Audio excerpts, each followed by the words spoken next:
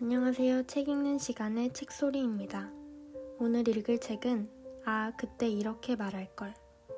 가타타 다마미 지음, 이주희 옮김, 출판사 동양북스, 낭독 책칼입니다. 모든 사람에게 겸손할 필요는 없다.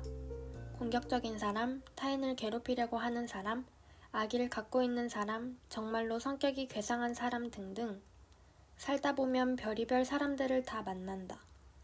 이런 사람한테까지 호감을 얻고 인정받을 필요는 없다. 누구나 그렇게 생각할 것 같지만 이런 사람한테까지 좋은 사람이 되려고 애쓰는 사람을 나는 많이 봤다. 물론 예의 바르고 친절한 사람에게는 나도 그렇게 응해야 한다. 하지만 부당한 요구를 하는 상사나 상처 주는 말을 아무렇지 않게 하는 친구에게까지 친절할 필요가 있을까? 당신이 모두에게 사랑받고 싶다, 좋은 사람으로 보이고 싶다, 누구에게나 친절해야 한다고 착각하고 있는 것은 아닐까? 누군가에게 미움을 받으면 그 무리에서 퇴출될까 불안한 것은 아닐까? 그런 불안감 때문에 늘 겸손한 태도를 취하고 누군가 심술궂게 굴어도 밝게 대응해주는 사람이 많다. 그렇게 친절을 베풀면 언젠가는 상대방도 자신에게 그렇게 해주지 않을까 하고 생각하는 것이다. 하지만 이것은 판타지일 뿐이다. 알다시피 현실은 판타지와는 전혀 다르다.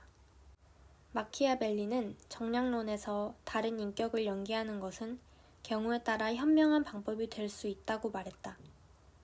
항상 좋은 사람이 아니라 일시적으로 다른 인격이 되는 것이 현명한 경우도 있다는 것이다. 자신을 공격하는 사람에게 좋은 사람이 될 필요는 없다. 오히려 그런 사람한테는 너무 좋은 사람이 되지 않도록 주의하는 게 옳다. 애초에 상대는 나를 공격하고 상처를 주고 괴롭히고 혹은 이용하면서 쾌감을 느끼는 사람이기 때문이다. 그런 사람에게 진정 좋은 사람이 되고 싶은가? 내 마음을 솔직히 들여다보며 찬찬히 생각해보자. 겸손의 미덕이 통하는 사람은 확실히 있다. 하지만 애초에 글러먹은 사람이 나의 겸손한 태도나 예의 바른 대응 때문에 바뀔 수 있을까?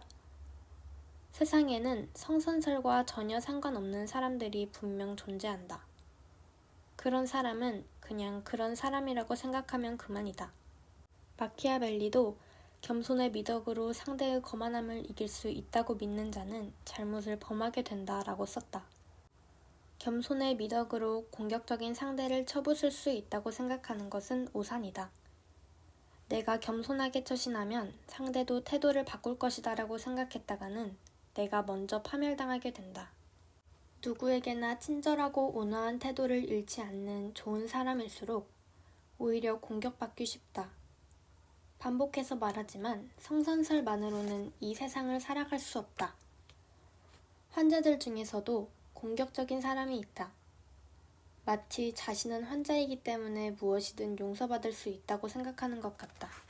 그들은 간호사에게 성희롱을 하거나 폭언을 내뱉는다. 어이없게도 폭력을 행사하는 경우도 있다. 그런 경우에는 나도 의사로서 그만하세요 라고 확실하게 말한다. 예전에 입원 중에 성희롱과 폭언, 폭력을 반복하여 강제로 퇴원을 당한 환자가 있었다. 그가 다시 몸이 나빠져 구급차를 불렀다. 그런데 그는 구급차가 도착하자마자 늦었다고 화를 내며 또 구급대원을 때렸다. 구급대원은 바로 경찰을 불렀고 그 환자는 상해죄로 체포되었다. 이렇게 폭력이 습관이 되어버린 사람에게는 의연하고 단호한 태도를 취하지 않으면 안 된다. 바꿀 수 없다면 연기해도 괜찮다. 솔직히 인간의 성격이라는 것은 본질적으로 바뀌지 않는다. 3살 버릇 80까지 간다라는 속담이 말해주듯 웬만한 생사의 기로에 서본 적이 있는 사람이 아니라면 인간은 좀처럼 변하지 않는다. 그렇다면 어떻게 해야 할까? 나는 좀 다른 방법을 권유하고 싶다. 내가 나를 바꾸기는 힘들지만 타인에게 어떻게 보일지를 연기할 수 있다는 점을 활용해보자는 말이다. 앞서 말한 마키아벨리의 말을 떠올려보자. 다른 인격을 연기하는 것은 경우에 따라서 현명한 방법일 수 있다. 인간은 본질적으로 바뀌지 않지만 다른 인격을 연기하는 것은 가능하다. 원래 인간은 누구나 어떤 의미에서 다중인격이다. 누구에게나 어떤 사람 앞에서는 이런 인격을 보이지만 또 다른 사람 앞에서는 전혀 엉뚱한 인격을 표출한 경험이 있을 것이다. 내가 회사에서 보여주는 인격, 친구들 사이에서 보여주는 인격, 가족 안에서 보여주는 인격은 모두 제각각이다. 회사에서는 거만한 캐릭터인 아저씨가 집에서는 아내 눈치를 보는 소심한 남편인 경우는 얼마든지 있다. 우리는 이렇게 여러 개의 인격을 갖고 생활하고 있다. 그것을 인정하고 이른바 초다중인격으로 살아가면 된다. 다중인격은 몇 가지의 인격이 삼각형이나 육각형 같은 형태를 이루고 있는 것이나 마찬가지라서 그 각이 눈에 띈다. 그에 반해 초다중인격은 각이 매우 많아지기 때문에 전체로 봤을 때는 원형에 가까워진다. 따라서 오히려 각이 눈에 띄지 않는다. 즉 상대에 따라 그때그때 자신의 태도를 바꿔보라는 것이다. 항상 진실된 나의 모습을 보여주려고 애쓰지 않아도 된다. 한 단계 위에 서기. 타인을 공격하는 사람은 기본적으로 불행하고 외로운 사람이다. 그런 사람을 대할 때 이 사람은 불쌍한 사람이구나 라고 한 단계 위에서 냉정하게 내려보는 마음가짐을 갖고 현명하게 대처해야 한다.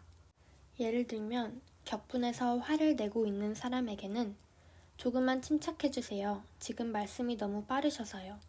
라고 냉정한 자세를 견지하면서 신랄한 의견을 말해준다. 듣기 싫은 말에는 그거 참 재미있는 의견이네요. 라고 약간의 유머를 섞어서 받아치자. 혹은 손짓, 몸짓만으로도 감정을 표현하는 것도 좋다. 굳이 아무 말도 하지 않고 눈을 크게 뜨고 어깨를 으쓱하거나 의연하게 미소만으로 대응하는 것이다. 이렇게 공격을 받아도 여유 있는 자세를 보여주면 전세는 역전된다. 자신이 한 단계 위에 있기 때문에 상대가 돌진하여 싸우려고 들어도 정면 충돌을 피할 수 있다고 평정심을 유지할 수 있다. 직접적으로 감정 전달하기. 많은 사람이 싸움에 말려드는 이유는 더 심한 말로 응수하기 때문이다. 상대가 말의 무기로 공격했을 때 역시 같은 무기로 대응하면서 더 심한 말로 대응하기 쉽다.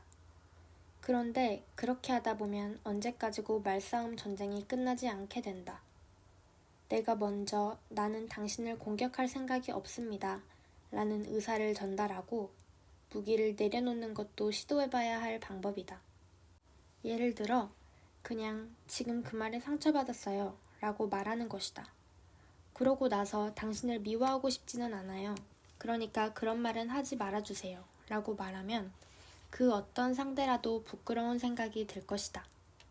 무기를 다 내려놓은 상대에게까지 집요하고 끈질기게 공격하는 사람은 그렇게 많지 않다. 상대방의 기대 저버리기. 공격하는 사람은 상대가 상처받은 모습을 보이거나 화를 폭발하며 흥분하기를 기대하고 있다. 즉 자신의 언행으로 상대가 불행해지면 좋겠다고 생각하는 것이다.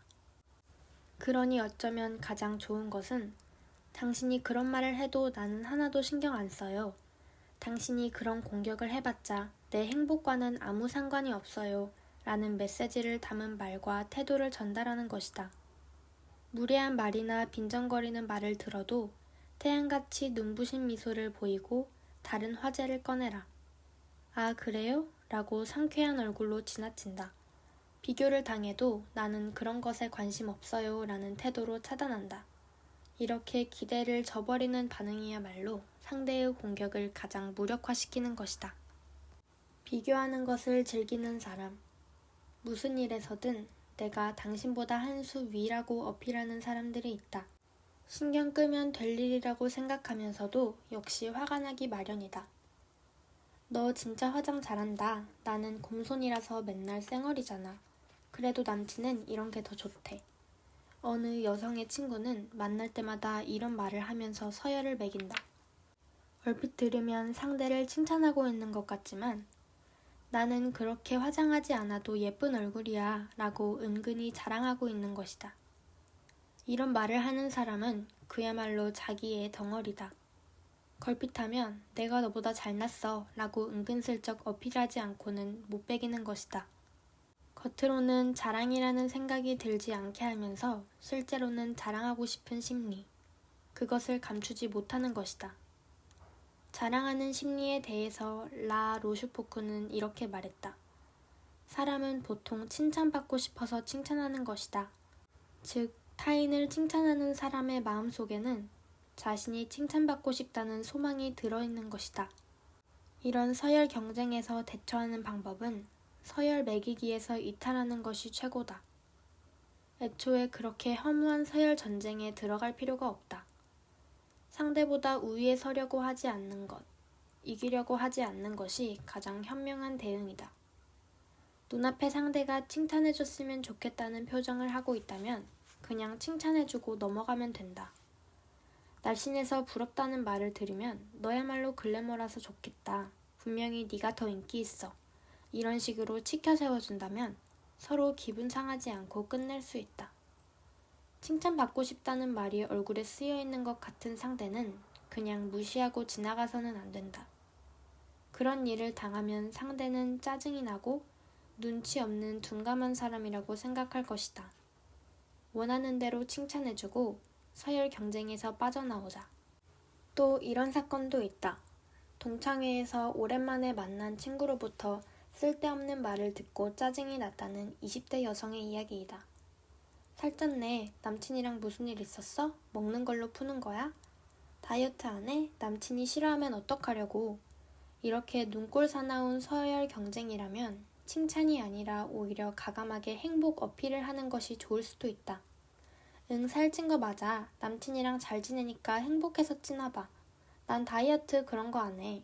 그런 거 안 해도 남친이 날 얼마나 좋아하는데.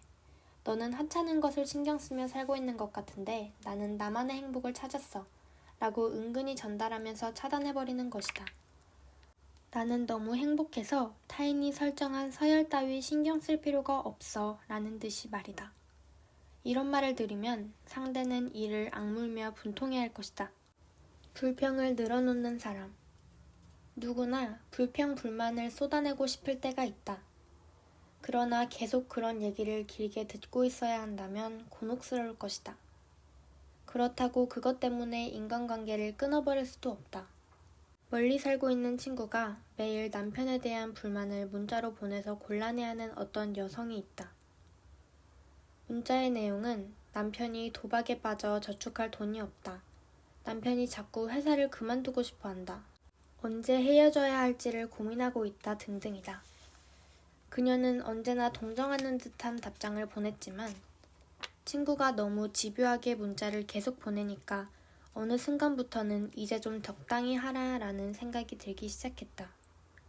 이 친구는 왜 이런 행동을 하는 걸까? 사실은 이것이 바로 치환이다. 저축할 돈도 없으니까 도박은 그만해.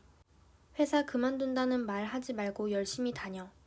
이렇게 남편에게 하지 못한 말을 치환해서 친구에게 대신 하고 있는 것일 뿐이다. 그녀는 왜 남편에게 직접 말하지 못할까?